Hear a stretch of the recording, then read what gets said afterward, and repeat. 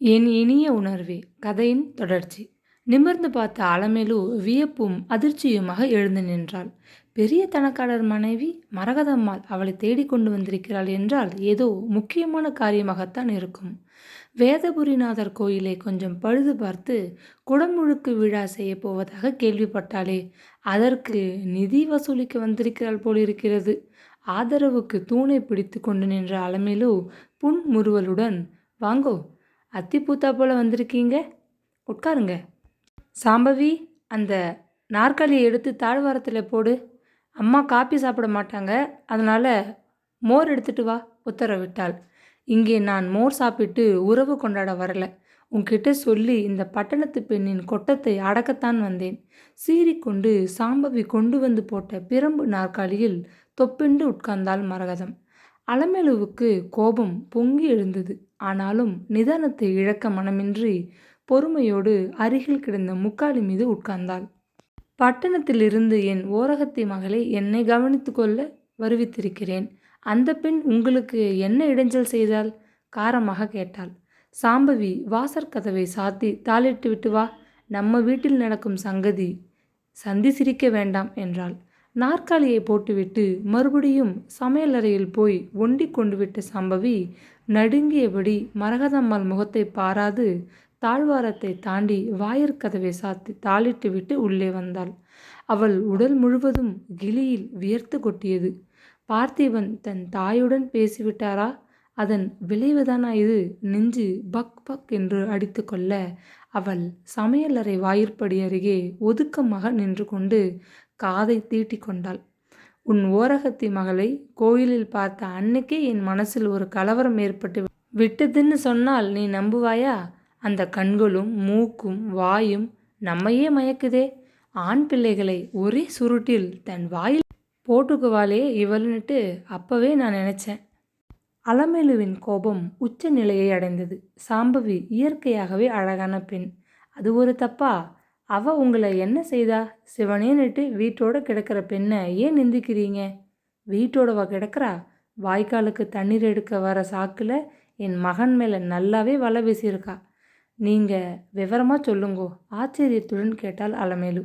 விவரமாக சொல்லத்தானே நானே நேரில் வந்திருக்கேன், படபடத்தாள் மரகதம். ஒரு சில நிமிடங்கள் தானே அவள் வாய்க்கால் பக்கம் வந்து தண்ணி எடுக்கிறா. நீங்கள் சொல்கிறத நம்ப முடியலையே. நான் சொல்கிறேன், நீ நம்பித்தான் ஆக வேண்டும். இந்த பெண் என்ன மந்திர மாயம் செய்தாலோ, என் மகன் பார்த்திபன் இவளை தான் கட்டிப்பேன்னு என்கிட்ட திட்டவட்டமாக நேற்று ராத்திரி சொல்லிட்டான். இதனால் எனக்கும் அவனுக்கும் வீட்டில் பெருத்த சண்டை. நான் அவனுக்கு எத்தனை பெரிய இடத்துலையெல்லாம் பெண் பார்த்துக்கிட்டு இருக்கேன். எங்கள் வீட்டு வேலைக்காரியாக வரக்கூட அந்தஸ்து இல்லாத இவளை என் மகன் கட்டிக்கிறதா? ஒருபோதும் நான் இதுக்கு சம்மதிக்க மாட்டேன். அலமேலு அம்மா கோபத்தில் கொதித்து போனாள். வயசில் நீங்கள் பெரியவங்கன்னு மரியாதையாக பேசுகிறேன். உங்ககிட்ட கொஞ்சம் கூடுதலாக பணம் இருக்குது. அதை தவிர நாங்கள் உங்களுக்கு எந்த வகையிலும் குறைஞ்சவங்க இல்லை. உங்ககிட்ட அன்றாடம் பிச்சை கேட்டுட்டா வாடுறேன். என் கணவர் பேரை கேட்டாலே இந்த ஊர் ஜனங்க இன்னும் பெருமையாகத்தான் பேசுவாங்க. என் ஓரகத்தி மகள் அப்படி ஒன்றும் நடுத்தெருவில் நிற்கிறவ இல்லையே. அவளும் பிஏ படிச்சிருக்கா. பார்க்க ஒன்றும் சொல்ல இல்லை. விளக்கி வச்ச குத்து விளக்காட்டமாக அழகாகத்தான் இருக்கா. என் பிள்ளை அடங்கா பிடாரி, உன் பெண்ணை அடக்கி வச்சுக்கோன்னு ஒரு பழமொழி சொல்லுவாங்க. அதை போல் உங்கள் பையன் இவளை கட்டிக்க ஆசைப்பட்டா அதுக்கு நீங்கள் இங்கே வந்து கத்துனா என்ன அர்த்தம்? இவ ஒப்புதல் கொடுத்ததுனால்தானே அவன் துணிச்சலாக ஒரே பிடிவாதமாக பேசுகிறான். தண்ணி எடுக்கிற சாக்கில் பிள்ளையார் கோவில்கிட்ட வந்து என் மகனை சந்தித்து மயக்கி இருக்காள் இந்த சிறுக்கி.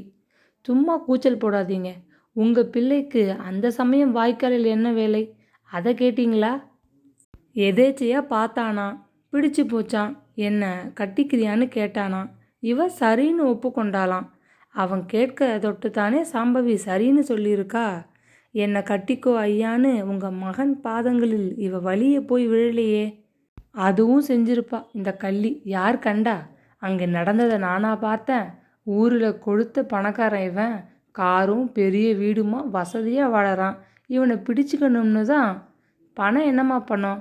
அதிர்ஷ்டம் இருந்தால் லாட்டரி சீட்டு வாங்கி கூட கோடி ரூபாய் சம்பாதிச்சிடலாம்.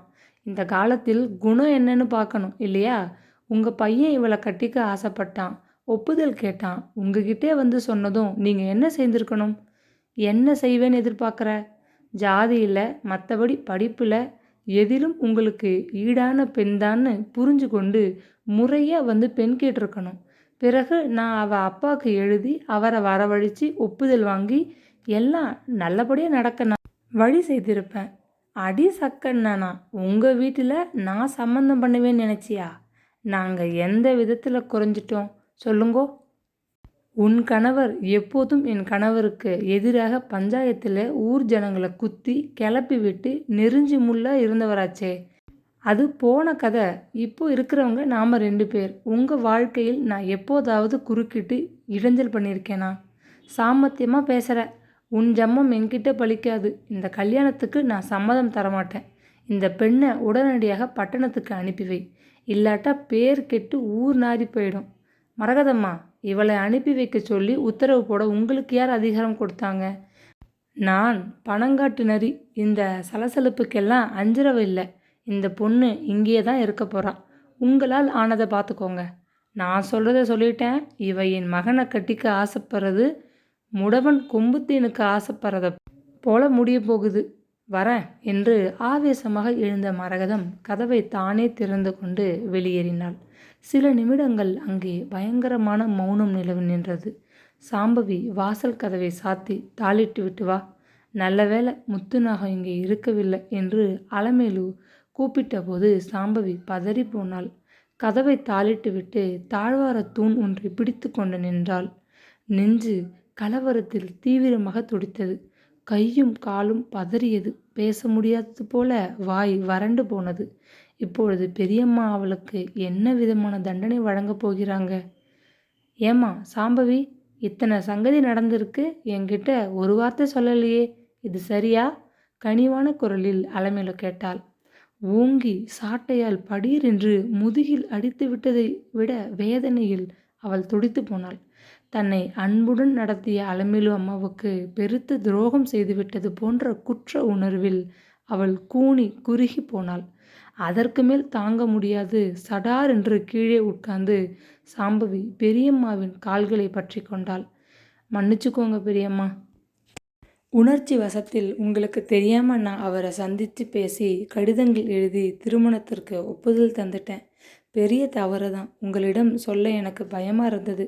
அதனால தான் பேச முடியாது விக்கி அழத் தொடங்கினாள்.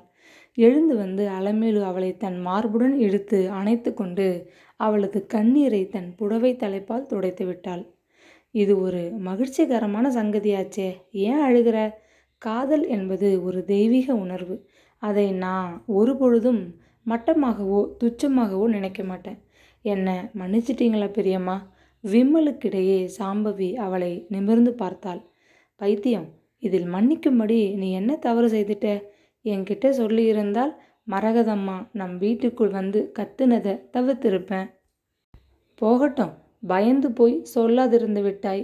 உனக்கு நான் இப்போ ஒரு சங்கதி சொல்ல போகிறேன். ரொம்ப வியந்து போயிடுவ. கண்ணீரை துடைத்து கொண்டு சாம்பவி ஆவலுடன் பெரியம்மா முகத்தை பார்த்தாள். உன் பெரியப்பாவும் நானும் காதலித்து தான் கல்யாணம் செய்து கொண்டோம். ஒரு கல்யாண வீட்டில் எங்கள் சந்திப்பு நிகழ்ந்தது. உடனடியாக உன் பெரியப்பா தமது மனதில் தோன்றிய எண்ணங்களை ஒரு கடிதமாக எழுதி எங்கள் வீட்டு வண்டிக்காரனிடம் கொடுத்து என்னிடம் சேர்க்க சொல்லி அவனுக்கு ஏதோ பணம் கொடுத்து வசியப்படுத்தி விட்டார். நானும் பதில் எழுதி அவனிடம் தந்தேன். அந்த வண்டியோட்டி எங்களுக்காக தூது நடந்தான். அழுவதை நிறுத்திவிட்டு சாம்பவி பெரியம்மாவை பார்த்து முறுவலித்தாள். காதல் என்பது உனக்கு மட்டுமே சொந்தம்னு நினைக்காத. காலந்தொட்டு அது பலரை தன் பிடியில் இழுத்து கொண்டு ஆட்டி படைத்திருக்கிறது. தலை நரைத்து முதுமையில் தள்ளாடும் இந்த பெரியம்மாவுக்கு கூட காதலா என்று தானே அதிசயப்படுற? அப்போ நானும் உன்னை போல இளமையில் துடியாக துடித்த ஒரு லட்சணமான பெண். உன் பெரியப்பாவும் இந்த பார்த்திபனை போல் ஒரு இளவயதுக்காரர்தான். எச்சிலை விழுங்கி கொண்டாள் சாம்பவி. உங்கள் காதலில் எந்த விதமான தடையும் இருக்கலையே பெரியம்மா? துணிவுடன் கேட்டுவிட்டாள். 2 உள்ளங்கள் காதல் உணர்வில் கட்டுண்டு போகும்போது அதற்கு எதிராக போராட்டங்களும் துவங்கிவிடும். எங்கள் அப்பா கொஞ்சம் பணக்காரர். உன் பெரியப்பா ஏதோ வீடு வாசல் என்று இருந்தவர். என் தந்தை ஆரம்பத்தில் இடக்குச் செய்தார். ஆனால் நான் பிடிவாதமாக இருந்தேன். உன் பெரியப்பாவும் உறுதியாக இருந்தார். முடிவில் எங்கள் திருமணம் இனிதே நடந்தேறியது. இதை எதற்குச் சொல்றேன் என்றால், சாம்பவியின் முகவாயை நிமிர்த்தி அவளது கலங்கிவிட்ட கண்களை ஊன்றி பார்த்தாள் அலமேலு. உனக்கு உண்மையில் அவன் மேல் விருப்பமா? ஒளிவு மறைவு இன்றி என்னிடம் சொல்லிவிடு. அவன் அந்தஸ்தை பார்த்து ஏற்பட்ட மயக்கமானால் ஆரம்பத்திலேயே அதை உதறிவிடலாம். பெரியம்மா, உண்மையில் நான் அவரை ரொம்ப விரும்புகிறேன். அவர் யாருன்னு தெரியதற்கு முந்தியே முதல் பார்வையிலேயே என் மனதை அவருக்கு பறிகொடுத்து விட்டேன். உன்னைப் போல அவனும் உன்னை விரும்புகிறான் என்பதற்கு என்ன ஆதாரம்? அம்மாவிடம் சொல்லி உத்தரவு வாங்கும் அளவு அவர் துணிச்சலாக செயல்பட்டிருப்பது தான் ஆதாரம். எதுக்கும் நான் கேட்டு தெரிஞ்சுக்கிறேன். உன்னை அவன் உண்மையாக விரும்பினால் எனக்கு எந்த விதமான மறுப்பும் கிடையாது. உன் பெரியப்பா நிலங்களை இந்த வழியில் நம் குடும்பம் மறுபடியும் அனுபவிக்கின்றதேன்னு ரொம்ப மகிழ்ச்சி அடைவேன் என்றாள். பெரியம்மா, உங்களுக்கு நன்றி எப்படி தெரிவிப்பதுன்னு என்று முடிக்காது தழுதழுத்தாள் சாம்பவி. அவசரப்படாதே, காரியம் கைகூடின பிறகு எனக்கு நன்றி தெரிவிக்கலாம் என்று கூறிவிட்டு அலமேலு அம்மாள் மேஜை இழுப்பறையிலிருந்து ஒரு காகிதத்தை எடுத்தாள். பேனாவையும் எடுத்துக்கொண்டாள். தம்பி பார்த்திபனுக்கு அநேக ஆசைகள். இந்த கடிதம் கண்டதும் நீ சிரமத்தை பாராது உடனடியாக எங்கள் வீட்டுக்கு வர வேண்டும். உன்னிடம் நான் பேச வேண்டிய முக்கிய சங்கதி ஒன்று இருக்கின்றது. மறுக்க மாட்டாய் என்று நினைக்கிறேன். சுருக்கமாக ஒரு கடிதத்தை எழுதி ஒரு உறையில் போட்டு ஒட்டி உறை மீது அவனுடைய மருந்து கடை முகவரியை எழுதினாள். பகல் பொழுது சிங்காரம் என்னை பார்க்க வருவான். அவனிடம் இதை கொடுத்து பஸ் செலவுக்கு பணமும் தந்து நேரடியாக பார்த்திபனிடம் கடிதத்தை சேர்ப்பிக்கச் செய்கிறேன். கட்டாயம் பார்த்திபன் நம்மை பார்க்க வருவான். அலமேலு உறுதியாக சொன்னபோது சாம்பவி சற்று முன் ஏற்பட்ட பயத்தையும் துயரத்தையும் மறந்து இன்பமான பல கற்பனைகளில் மிதக்கத் தொடங்கினாள்.